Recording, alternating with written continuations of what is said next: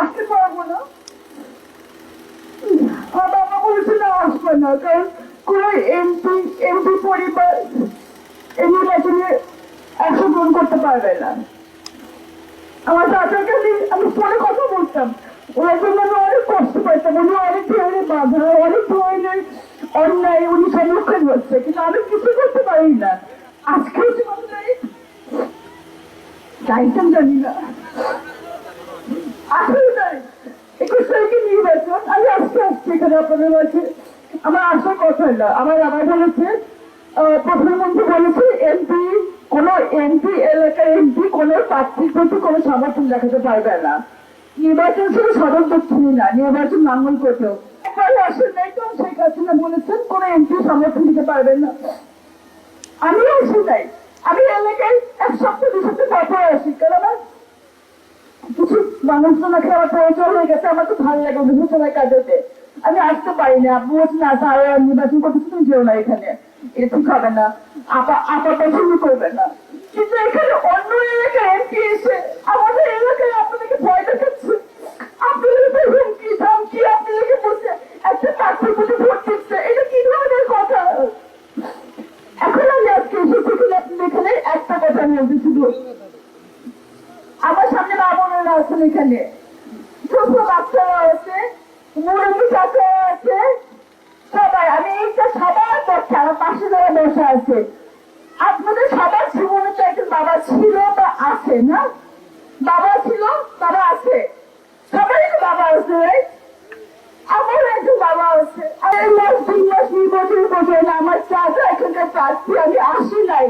অন্য এলাকার এমপি, অন্য এলাকার এমপি পরিবার বর্গ, অন্য এলাকার এমপি ক্যাডার বাহিনী, এই বাহিনী, এই বই, সবাই আসে, আমি আসি নাই। আপনি বলছেন না তোমরা যাওয়া না, শিখেছি, তার জন্য আমি অন্যায় করেছি, হজ করেছি।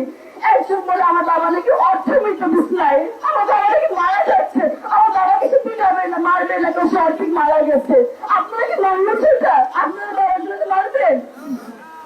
আপনাদের বাবা নাই, সবার বাবা ছিল না, নাই না? একজন বাইরের মানুষ এসে বলে যে আপনাদের বাবা মারা গেছে, অর্থমিত, এটাকে পিটায় শেষ করতে পারবেন, আপনারা মানবেন? আমি কারো নাম বলবো না। আজকে আমার এই বক্তব্য অনেক সোশ্যাল মিডিয়া, ফেসবুক ওখানে আসবে, আমি কারো নাম বলবো না, কারণ আমি যে পরিবার থেকে আসছি কারো নাম বলা আমার পক্ষে সম্ভব না।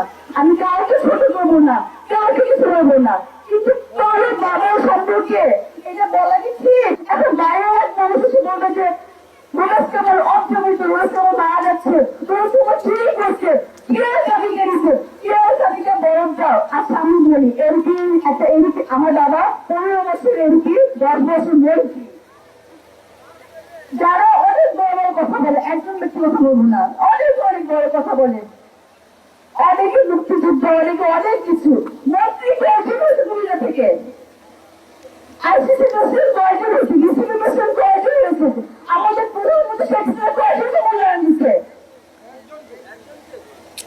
আপনারা কি আমাদের করেন না?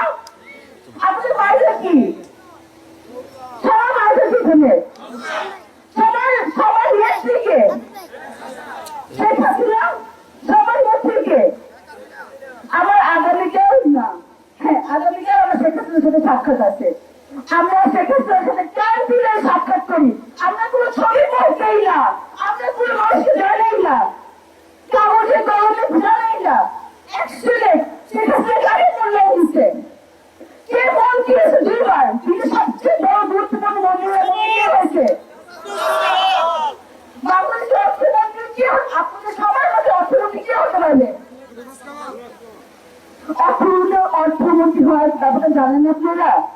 3 লাখ পড়াশোনা করতে হয় বাংলা ভাষায়, ইংলিশ ভাষায়, ঘুম থেকে উঠে সকাল 8টা থেকে রাত 12টা পর্যন্ত। ওরা তো সময় নেই এত মানুষকে কথা বলার, সময় নেই এত রাজনৈতিক লড়াই, এত কথা বলার।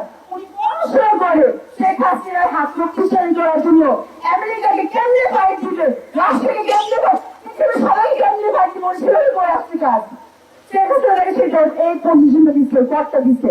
তার আগে এই পদটা উনি কেন পাচ্ছে? উনি পদটা শুধু আপনাদের সবার জন্য।